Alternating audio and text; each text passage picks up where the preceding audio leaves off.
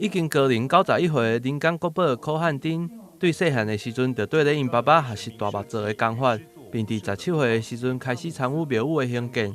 全台有67间的庙宇，拢会使看到伊的作品，包括万里的万年殿、后家的关帝庙等等。伊也以着结网甲大目做，得到国家的肯定，被指定为林港国宝。虽然现在已经对第一线退休，但这几年来，伊也积极传承伊的手艺，同时甲城大文资处等单位有系统的保留伊的大目做甲结网等技巧，开了20年的时间，完成了柯汉丁大目做传习计划。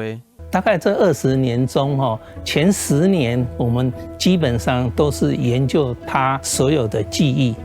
他的知识体系跟内涵。然后之后的后10年传习工作基本上是全面性的，包括从他的计划跟设计，他的绘图怎么绘啊，然后他的落高怎么落，那吉利尺寸怎么选择。那有关实作的部分有包括RC仿木构造啊，那第二个是纯木构造的部分，教学员一根一根的构件把它做出来啊。那另外就是有藻井的实作啊，包括镂高，然后再去做成小型的模型。在这个传习的过程中，我们当然会录影，那有做教材、做模型啊、实物的东西。基本上，我们希望把他的技艺全面性的把它建立完整的教材。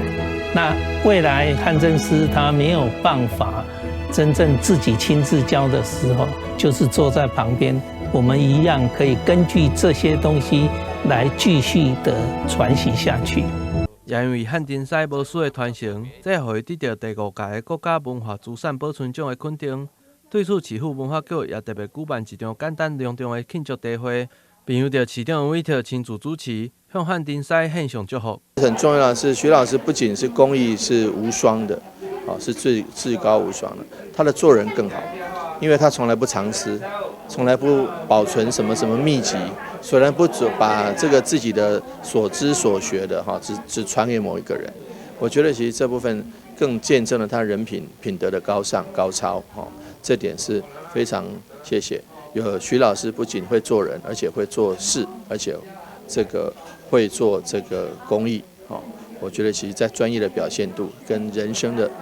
哲理上，他就已经给后代子孙上了一课。我们很高兴，嘛加英兴，咱的汉丁赛会当得到这个国家文艺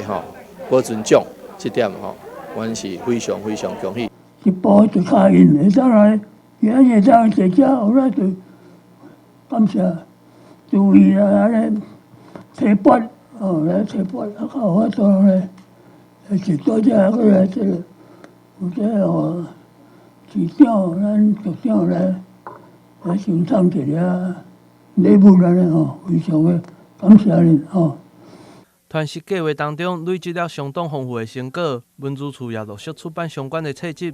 同时这些资料也会提供给有需要的单位来使用，希望将这个技艺传承落去。但新闻郭博义采访报道。